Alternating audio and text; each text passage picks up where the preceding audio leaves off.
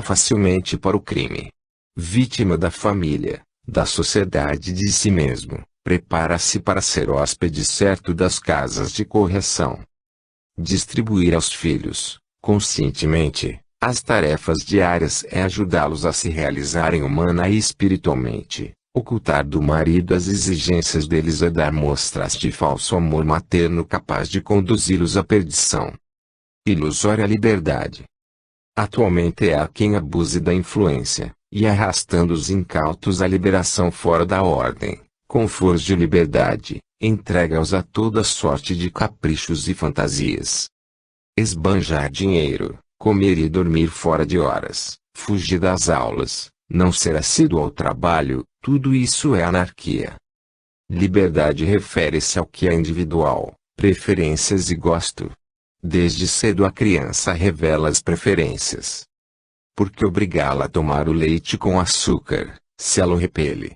A brincar com bonecas, se gosta de jogar bola? Deixá-la à vontade, no que não lhe causa prejuízo, e ajudá-la a crescer. Mas a liberdade, como tudo na vida, tem um limite. A educação atual, com demasiadas concessões, é um grave problema. Permite às crianças e aos adolescentes certas liberdades que mais tarde reconhecerão nefastas. O aluno tem liberdade de não gostar de matemática, porque aprender é assunto individual, mas, se durante a aula brinca, prejudicando a liberdade dos colegas, não poderá permanecer na sala. Forçar uma vocação é grave erro. Educa-se uma criança para ter consciência de si mesma, para saber o que quer e ter liberdade de escolher, mas não para tornar-se idiota. Satisfazer-lhe os caprichos é abandoná-la num caminho perigoso. O psiquismo infantil tem que ser um período de contínuo desenvolvimento moral e social, por isso não pode permanecer vazio, se não for ocupado para atividades construtivas, sê-lo-á para a prática de maus hábitos. Orientar a criança para, no estado adulto, tornar-se independente, é a meta em educação. O direito de autoridade, acompanhando o progresso, não poderá jamais ser executado empiricamente. Passará da imposição reforçada por ameaças, castigos e censuras, para a técnica educativa, a que prefere ajudar, a castigar, convencer, a censurar, dar exemplo, ameaçar. Caprichos, fantasias, indisciplina brotam num clima onde não florescem liberdade e estima. O direito dos outros, que conduz à autodisciplina, deve ser ensinado desde cedo. Autocontrole é a disciplina do eu, instituída pelas leis morais dos adultos. É a atividade mental que, dirigindo a conduta, proporciona confiança e satisfação muito íntima. Não envolve repressões, mas regulamentos. Somente estes são capazes de levar o indivíduo a viver bem com os outros, embora com certas restrições aos seus próprios pontos de vista. Mas para viver bem com os outros, a criatura tem que se libertar da servidão do caráter, quebrar as algemas da mais torpe escravidão, a das paixões. É arrasadora a indisciplina nos colégios de hoje, onde os alunos, numa embriaguez de liberdade, prejudicam-se, prejudicando o ensino. O excesso de bens doados aos menores sugere-lhes concessões a uma independência que, sem maturidade emocional, se reflete por um profundo egoísmo. Se a juventude atual se sentisse feliz com a vida que leva, não buscaria entorpecentes. Pais e professores, despidos de autoridade, propiciam ambientes de indisciplina. Impedem que os menores conquistem a verdadeira liberdade, a que se firma na renúncia e resistência aos impulsos. Onde não houver respeito, não se encontrará valor. Como poderão os jovens sentir o gosto da autonomia, se não tiverem equilíbrio emocional, se não souberem assumir a responsabilidade de seus problemas, se não conseguirem tirar o melhor proveito das situações? Autonomia, que significa a liberdade em relação aos outros, encerra acordo racional, moral e social. Disciplina não tem o gosto amargo de carência de vontade. Longe de conduzir à servidão, visa a capacidade de querer somente aquilo que se deve fazer. Educar para a liberdade não quer dizer derrotar, mas conquistar, fazer-se obedecer com bom senso, delicada e inteligente observância, estabelecer zonas de liberdade, paralelas às de constrangimento. E quanto mais severo for o regime das horas certas de levantar, deitar, comer e trabalhar, maior será a tolerância permitida aos intervalos. Agora, as moças não ficam à espera do príncipe encantado e, caso ele não apareça, têm a liberdade de utilizar suas energias em tarefas extradomésticas, o que será preferível a um mau casamento. Devem, pois, preparar-se para organizar sensatamente a vida por conta própria. Há, porém, um tirano a desequilibrar-lhes a existência. E a tirania é tão forte quanto maior for a ambição do comércio e a excentricidade de certos ditadores sociais. Esse tirano chama-se moda. Protestos velados da consciência, gostos, preferências, idade, sexo, aspecto físico, vai tudo por água abaixo. Os dirigentes da moda, por não estarem incursos em nenhum artigo de lei, têm mais prestígio que um chefe de Estado. E os súditos, verdadeiras vítimas, abdicam de bom senso e economia em sinal de cega obediência. Que é feito do respeito humano nas praias, onde a nudez é quase total. O revestimento das qualidades morais perde prestígio porque o melhor do indivíduo pende para o lado contrário com medo da opinião alheia. A mania de fazer tudo como os outros tira a liberdade do gosto e das preferências. E quando não há liberdade para o prazer da escolha da cor ou do molde de vestimenta, que se pode esperar de iniciativa para os aspectos mais sérios da vida? Visando ao plano psíquico. Na observação das mudanças que se processam de uma outra geração, os julgamentos se contradizem. Alguns há que denotam absoluta incompreensão. Mas é impossível negar que a geração atual sofre uma crise de valores. O amor se reduz ao instinto sexual e, consequentemente, a família se desmorona, espalhando a poeira da corrupção na sociedade e nos governos. Desmedida ambição, vaidade e egoísmo desfiguram o caráter do homem e apagam, na mulher, o sentido da nobre missão de esposa e mãe. A vida da mulher, toda protegida no passado, acabou-se. Hoje, arrancada do convívio da família, ela é colaboradora do homem nos problemas sociais, políticos e econômicos. Absorveu o trabalho profissional. Cedo demais é chamada a uma vida adulta, assumindo as próprias responsabilidades. Tudo isso é natural, por acompanhar o progresso. O desequilíbrio está na falta de sentido que dão à vida, no desconhecimento do ser humano no plano psíquico, reações, instintos, emoções, sentimentos, atitudes diferentes e comuns do sexo. Somente na literatura, encontra-se riqueza de paixões e amor capaz de abrir o espírito à verdadeira finalidade da vida. Essa transformação de atitude, que se nota nas pessoas em relação à sociedade e profissão, nada mais é que uma carência de valores na vida familiar. A educação atual ainda não prepara para o amor e, muito menos, para a inserção feliz do indivíduo na coletividade. Não haveria nenhum problema na escola mista, se a juventude fosse realmente educada. A adolescência e a mocidade devem ser o período da crítica construtiva, da troca de ideias, sem que o adulto se coloque na situação do juiz, mas de amigo, para que seja bem acolhido. Impõe-se uma tomada de atitude e responsabilidade frente ao amor. A vida atual, tão agitada, impede a muita gente um olhar interior para compreender o que é e o que deve ser, o que são os outros e o que lhes deve ser dado. Tal ignorância acarreta um rosário de erros, entre os quais o sentido da importância das virtudes. Possuí-las é não situar a vida no abandono das coisas inúteis. A vida projeta o homem na direção de dois mundos, o interior e o exterior. Naquele, ele se vê numa caricatura, neste, é visto pelos outros. Mas a caricatura é esquisita porque esconde os defeitos.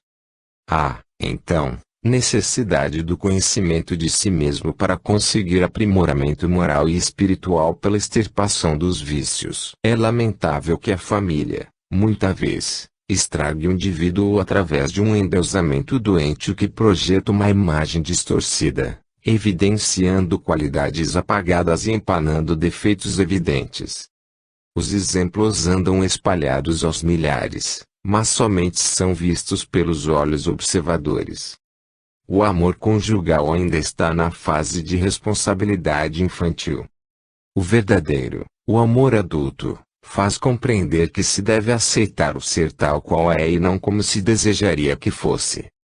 Esse comportamento, porém, depende de um conhecimento profundo de si e dos outros, o que dá à mulher e ao homem uma atitude essencialmente consciente, refletida, esclarecida. O casamento como união de duas almas é coisa muito séria e será duradouro se o acordo físico se acompanhar do espiritual. Casamento exige preparo, no momento, urgente diante da calamidade que assola o mundo. O dever anda tão abandonado, que não sabe onde colocar a responsabilidade. Há uma pseudo-moral muito mesquinha que contraria o interesse dos outros e robustece a culpa, conduzindo a erros e desperdício de energia. Os casais instáveis se divertem, unindo-se e desunindo-se, como se estivessem dançando, numa moralidade que faz esquecer o abandono em que ficam os filhos. Não sendo uma prisão, o casamento não quebra a individualidade, mas tem o dom de realizar uma vida a dois. E só há um meio de consegui-la, não pensar em si sem ter consciência do outro. Mais do que na união conjugal, a mulher vive a dois na maternidade. E espera que o homem lhe dê segurança e fidelidade capazes de proporcionar não só a ela, mas também aos filhos, uma vida serena e proveitosa. Tal dádiva é retribuída com a vida desejada, saúde, carinho e alegria. Nesse constante dar e receber espontaneamente está o significado da palavra amor. Com essa mentalidade, o casamento não será encarado como simples ato social, mas como uma necessidade de amor que ofereça à mulher condições para que possa expandir-se na maternidade, educando realmente os filhos. Essa é a grande responsabilidade do homem. Nos caminhos da delinquência, desabam sobre o mundo, como tempestade, a vadiagem e a delinquência. Por isso, urge que os responsáveis, pais, sociedade e governo, procurem solucionar tão importante problema. Convençam-se todos de que a criança não pode ser entregue a si mesma, crescendo e desenvolvendo-se em plena liberdade ou em ambientes irregulares, sob a condição de tornar-se cínica e gozadora da vida ou resvalar para vadiagem e roubo, num desvario de emoções perigosas, um pequeno selvagem a praticar distúrbios. Educar uma criança é problema tão complexo quanto é a própria criança. Guiá-la acertadamente é compreender as causas da criminalidade, sentir amor, mas não transigir com o erro. Se os instintos infantis, gostar de fazer barulho, travessuras, diabruras, sabor da vitória, não forem canalizados e disciplinados com uma ação constante, degenerarão em atos delituosos ou perversos. Mas, infelizmente, são milhares de crianças e adolescentes vítimas da orfandade social, a que deriva do não cumprimento, por parte dos pais, dos deveres relativos à função educadora. A partir das duas conflagrações militares que tanto abalaram o mundo, a criminalidade infantil vem aumentando. E a repartição federal de investigações dos Estados Unidos aponta como causa as desavenças familiares, o excesso de liberdade às crianças e a facilidade do uso de armas. Por que apresentar o canhão como brinquedo? Onde a graça ou a originalidade de oferecer à criança uma cartucheira repleta de balas e armas como usam os bandidos? Se a família desempenha papel preponderante na sociedade e esta no governo, então, pode-se afirmar que cada país tem os criminosos que deseja. Desencadeiam as doenças nervosas pela influência do meio em que se forma a infância e a adolescência e, finalmente, a vida adulta pela atração emocional. De um modo geral, Encontra-se na infância a raiz de todos os males nervosos. Cenas de violência, libertinagem e angústia são exemplos que perturbam o equilíbrio nervoso e a vida moral dos filhos. A criança é um ser inativo, deixa-se levar à prática dos atos vividos na rua, no cinema, nas histórias e na televisão.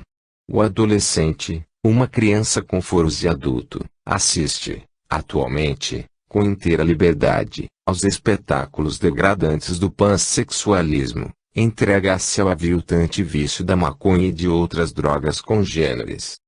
É claro que merecem dos educadores, como medida de saneamento, uma assistência constante que os oriente e alerte os pais.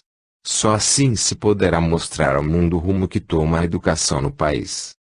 A ação formativa e educativa da família vem enfraquecendo assustadoramente. Há uma ambição imoderada de riqueza estimulada nos filhos, uma influência corrosiva da baixa literatura, do cinema e da televisão mal dirigidos, da sedução do luxo, das pândegas estruinices. Tudo isso arrasta para a senda da neurose, da libertinagem e do crime os indivíduos imaturos. O panorama atual evidencia que a delinquência não se encontra apenas nos lares pobres ou remediados, mas também naqueles em que sobra o dinheiro, mas falta o amor. Para estes, os nobres sentimentos são velharias que já caíram de moda. O amor, nada mais é que a complicação do desejo, e a sensibilidade, uma coisa ridícula. O ser humano sofre a influência de duas famílias, a originária, onde nasceu e cresceu e é adquirida, constituída por ele mesmo. A primeira avulta importância na formação da personalidade, da infância à maturidade. Conflitos, abandono, conduta indecorosa, alcoolismo e adultério contribuem para a miséria moral. Considerem-se traidores os pais cujos filhos os surpreendem fazendo vida fácil no gozo material de lucros, nem sempre ilícitos, e não se lastimem se os encontrarem na lista de seus inimigos ou colaboradores. Espetáculos de violência e imoralidade, de crime e angústia são, dos venenos morais, os que mais corroem. Não há educação onde falta autoridade e não se compreende a autoridade despida de sanções. Autoridade, repreensão e castigo, quando moderados e justos, não ferem os filhos, fazem até sofrer mais rapidamente as consequências dos atos praticados, mas o abandono moral, este sim, afasta-os. Punir sem remediar as causas é, entretanto, um grande erro. O fracasso conjugal não prejudica somente o casal. Tem dolorosa repercussão na vida dos filhos que, depois de adultos, nem sempre compreendem as razões de suas lutas ou os perigosos caminhos a que foram jogados. Isso, porém, não impede que o indivíduo adulto, cuja educação corre por conta própria, se esclareça, procure educar-se continuamente para seu próprio bem e felicidade dos filhos. Vontade e pensamento. Todos estão sujeitos às desilusões, às lutas, aos sofrimentos causados pelos outros, mas podem imunizar-se dos efeitos por meio de uma atitude íntima. Felicidade é apenas uma atitude mental. A conquista de uma vida calma e eficiente resulta do esforço de cada um e depende da vontade. Pensamento e vontade são, portanto, forças que se completam e emanam da inteligência, que é o próprio espírito. A mente é comparada a uma comunidade imaterial dirigida pela razão. A consciência absolve ou condena os pensamentos, o livre-arbítrio escolhe e a vontade executa. Vontade é energia cuja evolução se nota claramente na série animal, a princípio, um simples ato reflexo, impulso semelhante à distensão de uma mola, depois, um impulso instintivo revelador da procura e apreensão dos alimentos, finalmente, o ato consciente sujeito à apreciação das circunstâncias, à análise das condições. Pensamento e vontade não são monopólio de ninguém, mas atributos do espírito que devem ser desenvolvidos.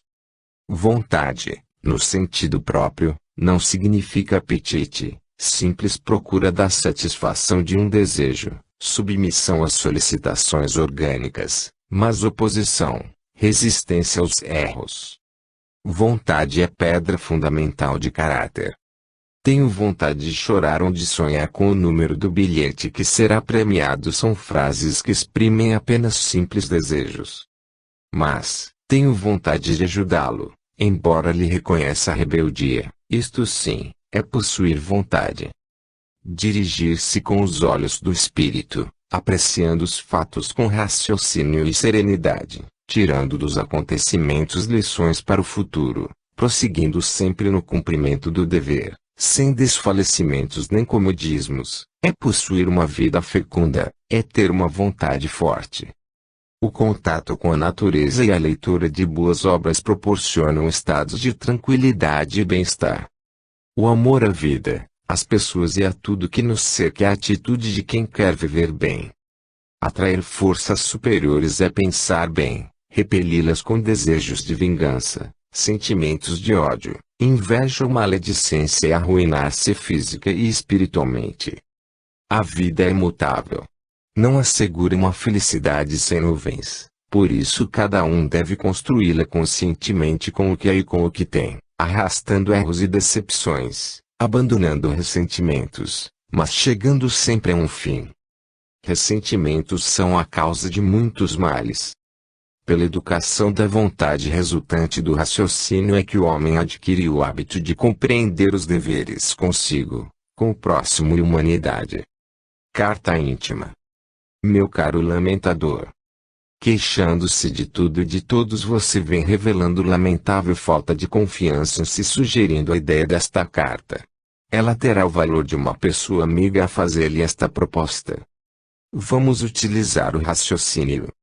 É bom que todas as manhãs, ao acordar, reflita sobre a verdade que encerra este pensamento: o homem colhe o que semeia. Ódio, medo, recalques, ressentimentos são condições mentais cujos efeitos não se alteram com rezas ou maldições. Queimam a alegria de viver. Mas sinceridade, amor, boa vontade estabelecem um ambiente de harmonia e paz, refletindo saúde e êxito. Os pensamentos não podem fugir à harmonia que preside a lei universal. Viver é aprender onde está e como se conduzir, mas poucos são os que compreendem que nasceram com capacidade para diferenciar o certo e o errado. Vivem imbuídos de velhos preconceitos que os impedem de raciocinar. Procure libertar-se do medo e das preocupações a fim de poupar os nervos de tensões crônicas e alcançar a autoconfiança tão necessária para vencer os obstáculos. Você é o que pensa. O que está acontecendo tem estreita ligação com o que você pensa e sente a respeito das coisas e pessoas. Se acordar deprimido, imaginando que terá pela frente um mau dia, não será difícil encontrá-lo, os semelhantes se atraem. Não pense que as pessoas que se consideram felizes nunca tiveram que lutar contra situações difíceis, mas compreenda que conseguiram desvencilhar-se, aproveitando a força mental que possuem. Tal força não é privilégio de ninguém, conduzi-la criteriosamente é criar condições de vida. O caminho, a princípio, parece árido, porque os erros e as ilusões fascinam, mas quem souber trilhá-lo com disciplina e perseverança, eliminando pensamentos de fraqueza, sairá vitorioso. Acabe, de uma vez, com as queixas e lamentações que são venenos da alma, mas procure compreender que, se o motivo de seus males está com você, o remédio deve atingir a causa e não o efeito. Não se iluda, julgando que alcançará vantagens maiores se não atender às menores.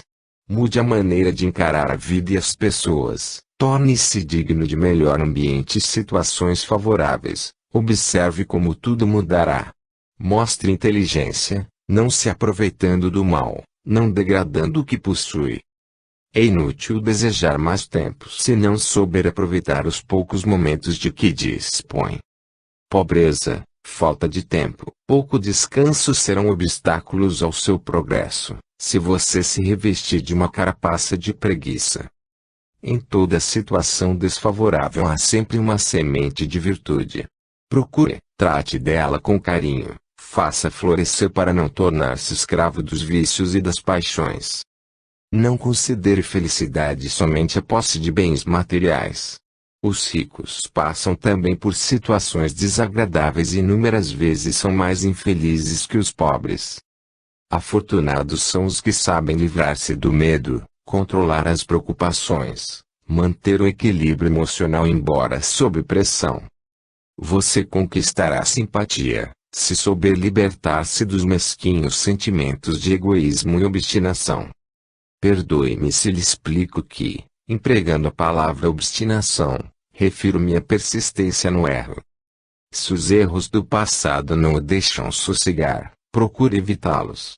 Não será muito fácil, pois estão gravados no subconsciente, mas uma resolução age como ímã, quando se deseja realizar alguma coisa. Procure fazer sincero exame de si mesmo, porque é bem provável que você tenha sido capaz de dissimular pensamentos e sentimentos para valorizar-se. Isto é tão humano quanto prejudicial. Mas de qualquer maneira, trate de expurgar tudo que for mal, em seu próprio benefício. Quem anda cambaleando sobre amontoados de amarguras e problemas, dificilmente encontrará algo de bom. Livre-se deles, mostrando que você é você mesmo porque estando vivo possui recursos preciosos, raciocínio, vontade, livre-arbítrio. As preocupações não têm o poder de resolver, mas o de multiplicar os aborrecimentos. Não gaste o tempo remoendo o passado e temendo o futuro, mas forme um quadro mental agradável e lute por conquistá-lo com a força criadora que possui. E mais este último lembrete, não se esqueça de que vaidade, ódio, amor próprio, cobiça, indulgência em prazeres é que formam a verdadeira pobreza, a do espírito.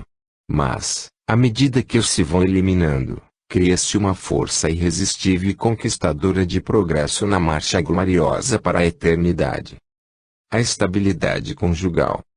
A felicidade conjugal, tão ambicionada, nem sempre é conquistada, talvez pela ignorância de que o amor, sendo um estado, desenvolve-se pelo exercício e desaparece pelo esquecimento. O sexo tem influência, que não é fundamental.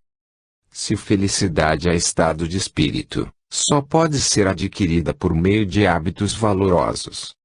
Existem, atualmente, certas teorias que, atacando a moral familiar, baseiam-se na falsa concepção da vida, do amor e do casamento. O amor, na vida matrimonial, é a atividade criadora em que duas fragilidades tomam parte. Muitas e variadas causas surgem para enfraquecê-lo, mas haverá desilusão se as atitudes desagradáveis se sucederem na ordem crescente de intensidade. E a dissolução começa, quando os cônjuges insistem nos desentendimentos. A atração dos namorados perde a intensidade logo após o casamento. É um fato natural, o marido empresta todo o esforço no trabalho para adquirir a segurança material da família, enquanto a esposa se entrega à organização do lar, ocupando-se com economia.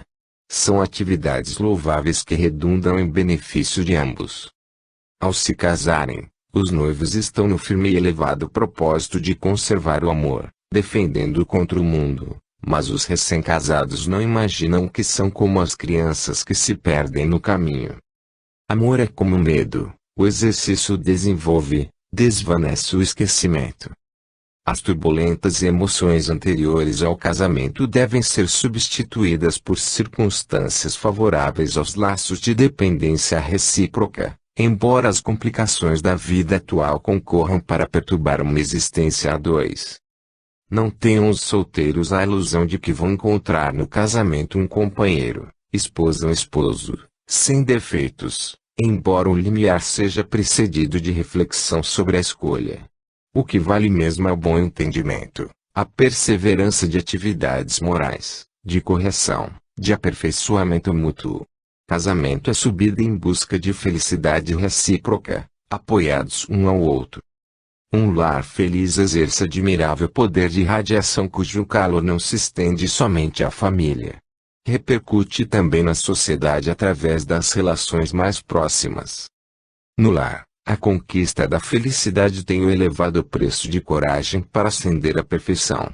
Há necessidade de novos ajustamentos indispensáveis à perfeita união porque fatores alheios são capazes de envenená-la.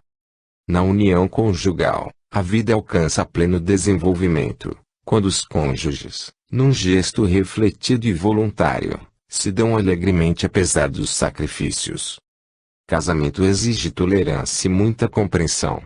Procurar conservar o amor com exigências e imposições é o mesmo que querer aproveitar um móvel desengonçado sem nenhuma estabilidade. O comportamento intelectual da mulher deve estar sempre ao lado do comportamento emocional do homem. O casamento atual pode ser tão tranquilo como o do passado, se houver compreensão dos modernos ajustamentos às complicações da vida econômica e social dos dias correntes.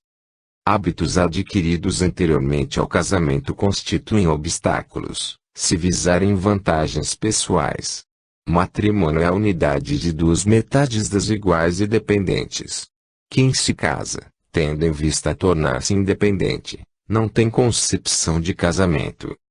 As brigas, exercícios de aversão doméstica, devem ser corrigidos pela esposa. Somente ela está preparada para essa tão difícil tarefa que exige submissão aparente. Procurando compreender a situação, saberá remover o mau humor do marido abstraindo quem tem culpa e quem tem razão, sem censurá-lo nem culpá-lo, pois a finalidade é apenas a correção dos motivos contrários ao bem-estar de ambos. Em qualquer situação, o homem procura refúgio no lar. Com a intuição que lhe é peculiar, deve a mulher recebê-lo bem, sem preocupá-lo com os pequenos embaraços domésticos. Apresentar-se bem arrumada é um meio de fazê-lo sentir quanto sua pessoa é importante para ela. Desmazelo e queixas dão a entender que o marido é mais um obstáculo numa vida sem encantos. Não custa adotar uma atitude conciliatória, a mesma do inteligente general que sabe quando deve recuar para obter a vitória.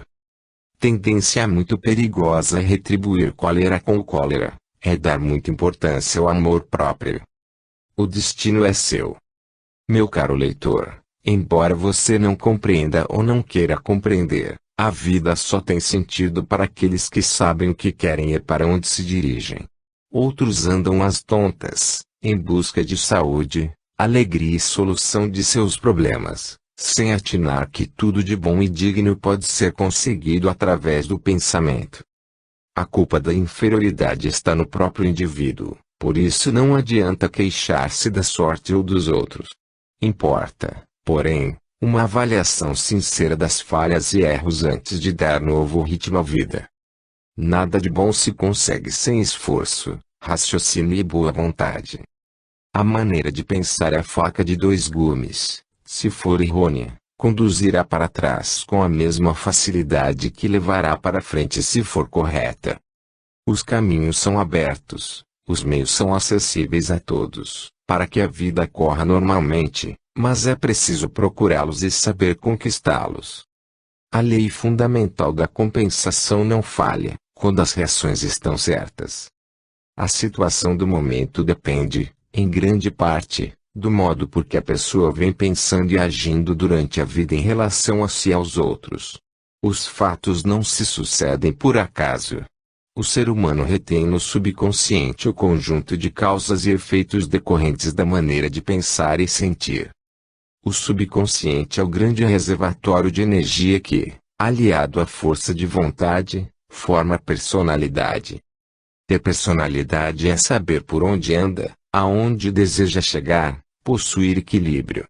Para desenvolvê-la é necessário despertar, estudando, aprendendo, trabalhando. Quando se soltam as rédeas do entusiasmo e da confiança, emitem-se radiações capazes de atrair sentimentos afins. Não basta que haja harmonia da respiração com o ar que se respira, da digestão com os alimentos. Urge que a nossa inteligência também esteja de acordo com a que rege tudo que se encontra no universo. O destino do homem é vencer o que encontra pela frente, utilizando a força criadora que possui. Quem caminha com eficiência não deve desanimar nem dar ouvidos aos zombadores que somente sabem tirar da vida a capacidade de desmoralizar. Os fracassos do passado devem servir de lições. Bem aproveitadas, induzem a tirar deles talentos ocultos que, desenvolvidos, trazem a fórmula procurada. Tudo isso consegue quem se esforce e tem o firme propósito de nunca se considerar um ser que vive na dependência dos outros a não ser aceitar e ser grato por qualquer ajuda. Os problemas humanos são os mesmos. Repetem-se e podem ser solucionados, pondo-se de lado a inércia, utilizando-se a força criadora, abolindo os aborrecimentos, dominando as preocupações. Não é deixando que as dificuldades e amarguras constantemente se estampem no corpo e na mente que se consegue atrair algo de bom ou causar boa impressão, mas afastando os pensamentos repletos de preconceitos, libertando as vacilações, os ódios e outros sentimentos congêneres. A retenção de ressentimentos, recalques e ódios são venenos do corpo e espírito, prejudicam a química do organismo, causando doenças. A força mental tem poderes ilimitados, vence, cura, cria, atrai. Cada um vive de acordo com o quadro mental que esboçou. Em atividade, o pensamento adquire o poder de um imã, atrai recursos, oportunidades e até pessoas para ajudar o que se quer. Esse poder, porém, será contra ou a favor, de acordo com o pensamento destrutivo ou construtivo, baseado no medo ou na vontade. O medo cria condições favoráveis àquilo que se teme. O sucesso alcançado pelos grandes vultos da humanidade é o resultado do esforço próprio com aproveitamento das principais qualidades do espírito: vontade, concepção, sensibilidade, firmeza, e abandono de velhos e falsos conceitos para substituí-los por outros novos e verdadeiros. Um poder pouco conhecido. Desde que você conheça, desenvolva e aplique diariamente o poder criador que possui, realizará o que deseja. O poder criador do grande foco, Deus, está em cada um, qualquer que seja a profissão ou condição social. As oportunidades fogem, quando não se estendem as mãos para agarrá-las. Inicialmente, trate de eliminar reações errôneas. Procure orientar-se com pensamentos claros e saudáveis e sentirá os resultados. Não depende dos homens e das condições, mas da essência, o espírito. Essa deve ser a declaração mental em relação à vida. Mas somente isso não basta. E preciso esboçar um quadro mental do que se deseja e acioná-lo pela vontade. Seus sentimentos aliados a esse quadro muito influirão no sucesso da realização. Quanto mais forte for a intensidade de seus sentimentos, mais forte será a intensidade do poder criador. É claro que o medo que se sente por alguma coisa atrairá o que se teme. Não se esqueça de filtrar sempre pensamentos e sentimentos, pois tudo que encontre no mundo exterior fica gravado no subconsciente. Pensamentos e sentimentos não controlados atingem o indivíduo de um modo prejudicial de acordo com a lei imutável da atração dos semelhantes. Não permita que sua mente fique mais contaminada, do que já é, pelos momentos de fraqueza. Procure compreender bem isso e observe a vida bem-sucedida e saudável de milhares de pessoas que se julgam felizes. Somente é possível encontrar-se o que se procura com determinação.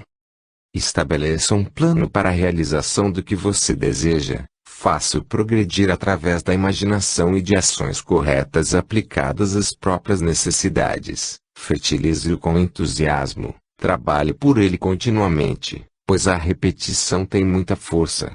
Não se preocupe tanto com os acontecimentos, combatendo as pragas de medo que só podem prejudicar.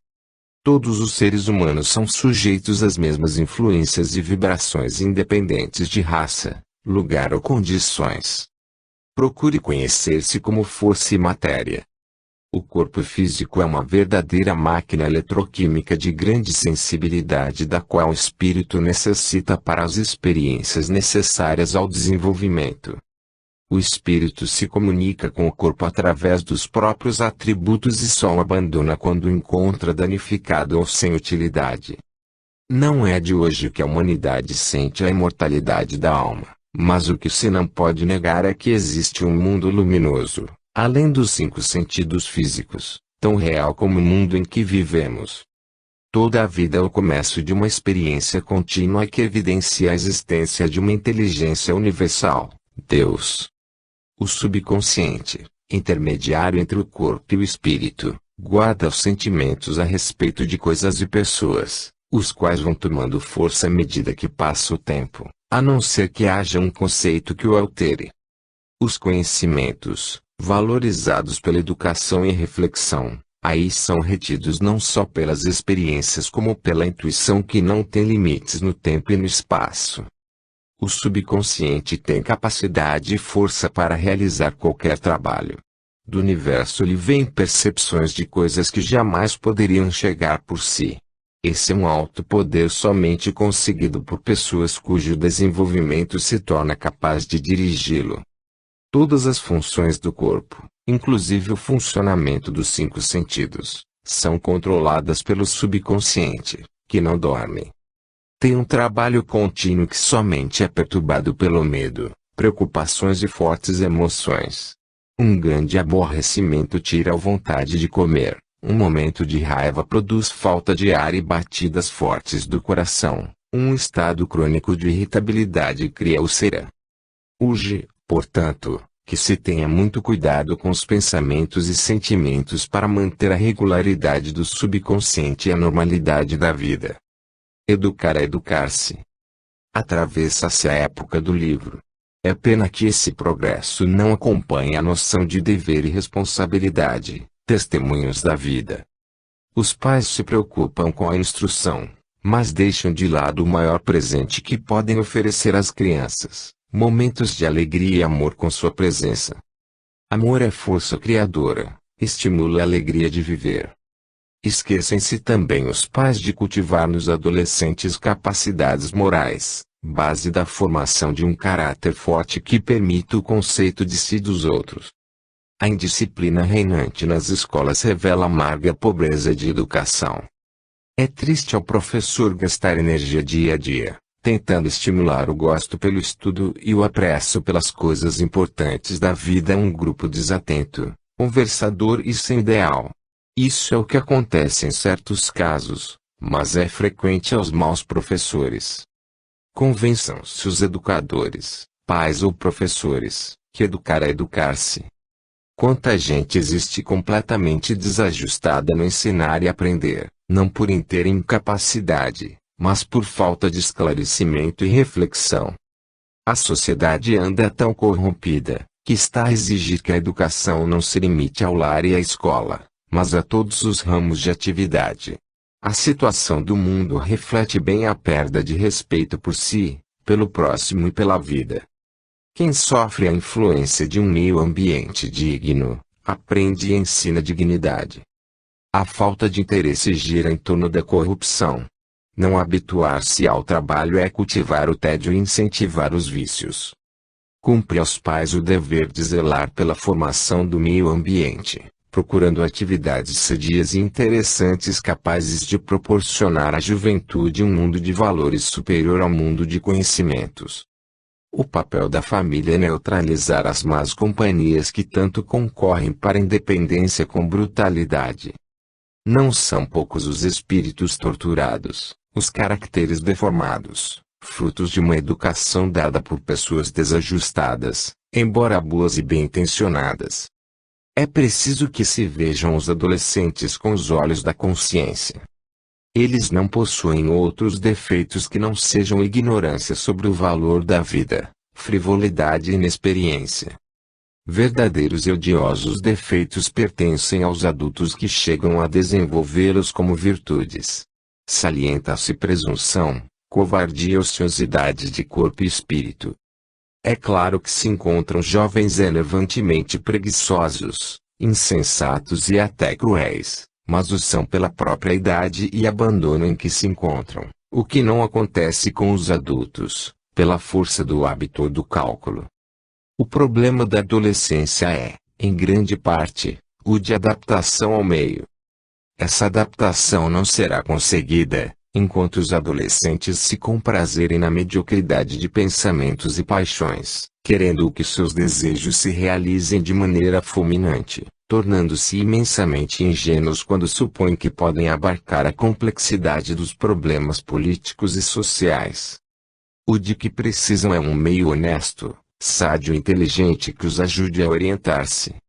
As excentricidades, os cabelos compridos, as roupas exóticas são formas inconscientes de protesto contra o desamor dos adultos, acusações tremendas contra a capacidade dos educadores e subserviência dos pais. Se a geração atual, ao invés de disciplinar e acarinhar os valores morais, motejá-los e abafá-los, a reação da juventude será violenta. Quem na adolescência não se fixa num valor, numa direção, futuramente se transformará num elemento perturbador e maligno. Os adolescentes gostam de viver em grupo. Têm um sentido social tão vivo, que são capazes de atingir o sacrifício pelo triunfo do perdido. Por serem rebeldes, necessitam de alguém que lhes modere os impulsos, mas com inteligência e persistência. O importante é fazê-los compreender que na vida só recebem os que podem dar. Os adolescentes não podem ter uma vida passiva como na infância. Necessitam de compreender o mundo para tomar rumo, escolher e subordinar à conduta elementos de valor. O grande drama juvenil se enquadra na falta de compreensão dos adultos sobre essa seleção de valores. Entenda-se por valor tudo quanto satisfaz nossas necessidades. Os sentimentos não mudaram. A infância e a adolescência de hoje não mudaram, como julgam de um modo geral os adultos. As condições sociais e familiares aqui mudaram, refletindo-se no comportamento dos imaturos. Por não possuírem personalidade já formada, a criança e o adolescente sofrem muito mais que o adulto as influências do meio. Mas, as características da criança e do adolescente permanecem. A diferença é que, atualmente, se vive mais depressa e os novos passam rapidamente de uma fase a outra. Se o mundo do presente não tem a tranquilidade do passado, a reação dos novos tem que se alterar. A vida humana é uma série de transformações físico-psicológicas, mas nenhuma se compara em profundidade e extensão à da adolescência, em que o próprio crescimento perturba o equilíbrio do organismo. A que mais se aproxima é a crise dos 40 anos.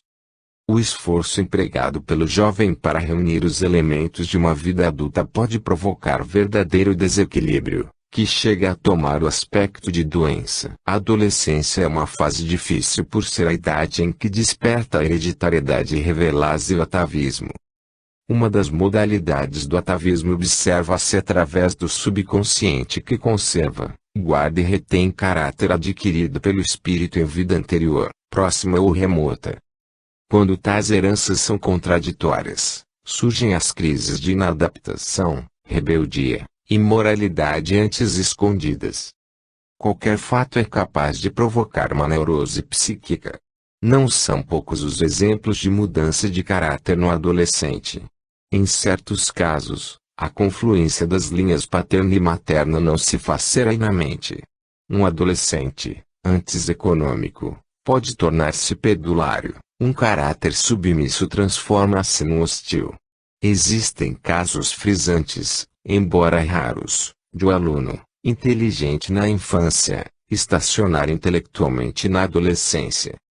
É muito importante não confundir manifestações próprias da idade com estados mórbidos. Não são propriamente os sentimentos que mudaram, mas a maneira de exprimi-los. Os fatores constantes permanecem. As mudanças são superficiais e se referem à indumentária, à atitude e às reações ocasionais. Atividade e ânsia de conhecimento de tudo, chegando mesmo à destruição, continuam sendo os traços dominantes da infância. Excesso de ilusões e impulsos, irreverência, desejo ardente de liberdade e originalidade, ânsia de amar e ser amado, são características permanentes da juventude.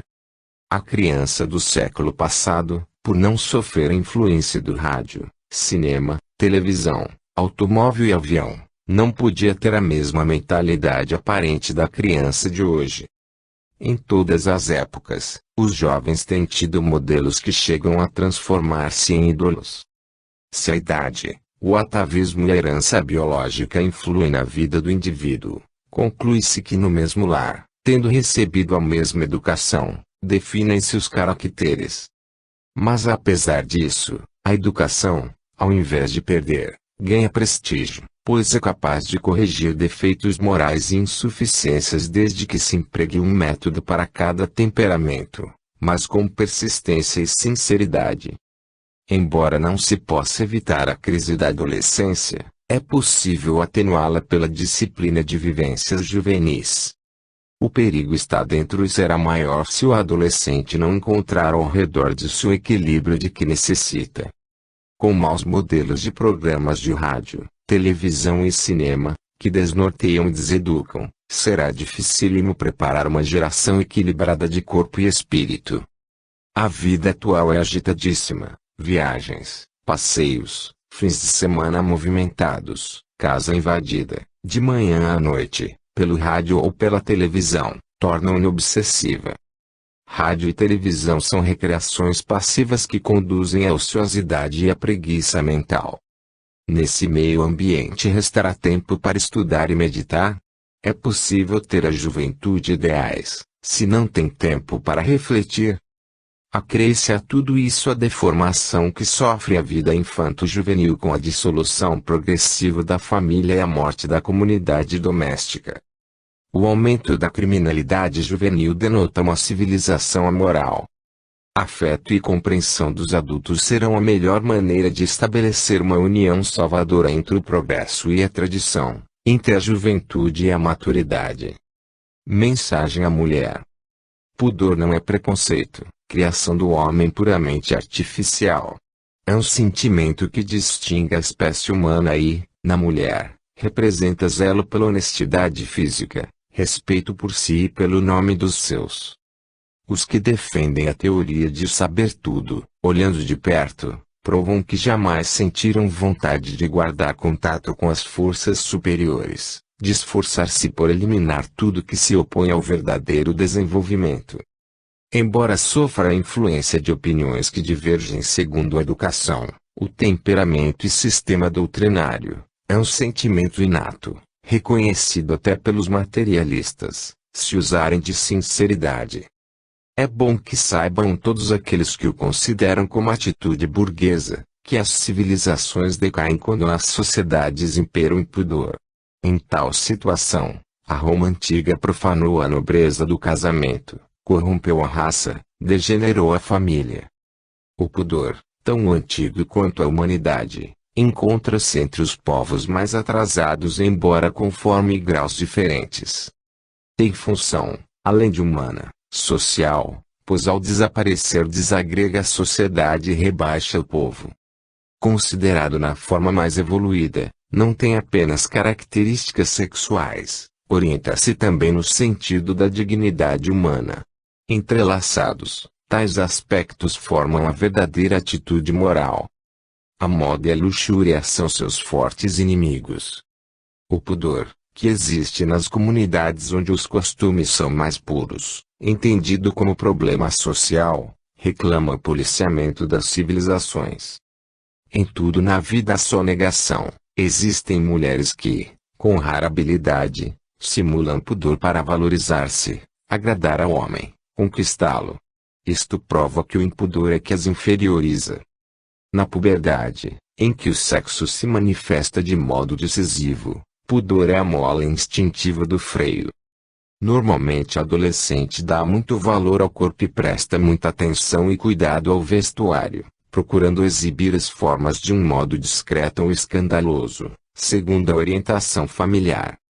Que triste espetáculo oferecem essas jovens gastas de tantas experiências, incapazes de temer emoções, dúbias ou turvas, movidas pela impaciência de conhecer a vida. Mas que vida! Poderão, corajosamente, construir um lar estável com o alicerce já gasto. Um passado sem sombras é tranquilidade no presente e garantia no futuro. Ignorando os apetites sensuais, a criança não sente os escrúpulos do pudor, embora o conserve em estado latente.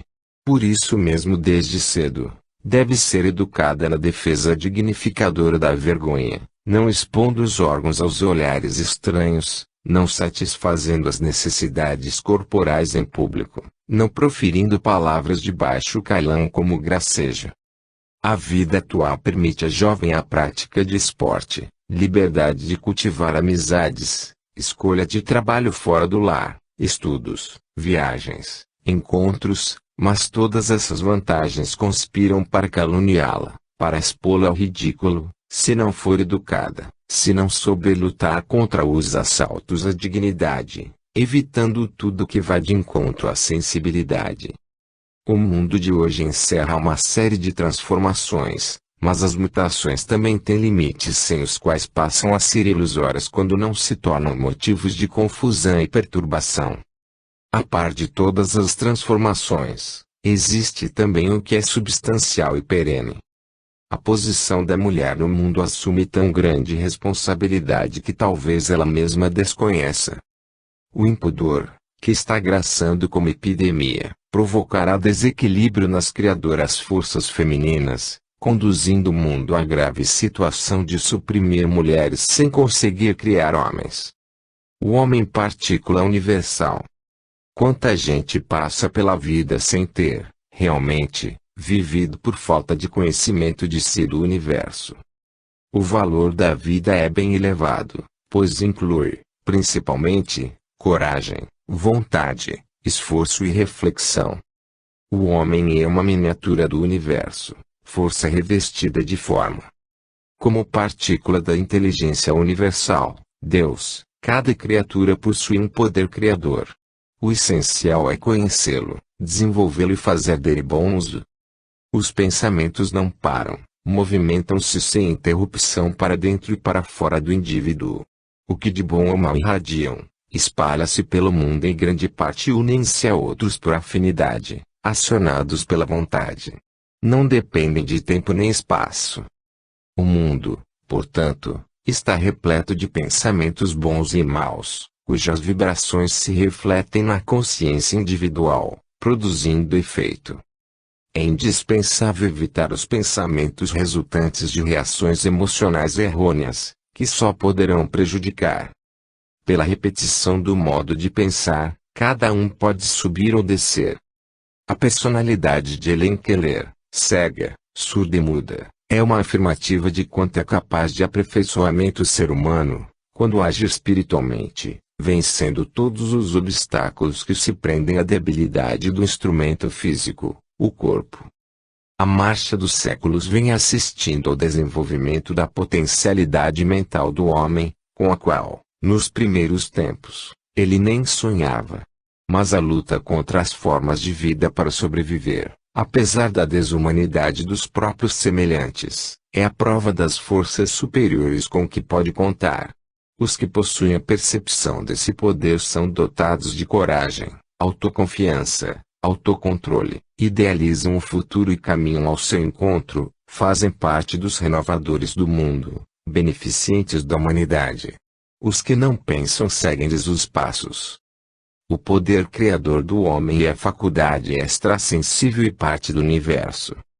Quem já não sentiu uma intuição, isto é, um impulso repentino e inexplicável que sente por alguém ou alguma coisa que fica gravado no subconsciente, quer seja medo, ódio ou amor, quer sejam preocupações ou bons pensamentos. Os bons pensamentos se harmonizam com os que aí se encontram da mesma natureza. E, se nada os alterar, tomarão vulto e consistência, beneficiando individualmente. E ainda o subconsciente, essa poderosa casa de força, que lança no universo percepções de coisas que jamais poderiam penetrar diretamente na consciência. O ser humano é, portanto, uma verdadeira estação receptora e transmissora do circuito universal. É também o subconsciente o grande reservatório de acontecimentos adquiridos em vida próxima ou remota através da educação, reflexão e faculdade intuitiva. Quanto mais o homem puder aprender para desenvolver e utilizar o poder pessoal, mais poderosas serão as intuições, com mais facilidade fará experiências felizes, atraindo bons acontecimentos. Não se pensa com palavras, mas com imagens. Tudo que se cria na mente torna-se real. Ninguém vem ao mundo para ficar parado, mas para ajudar-se e ajudar o próximo. Quem deseja realizar algum empreendimento, deve ter em vista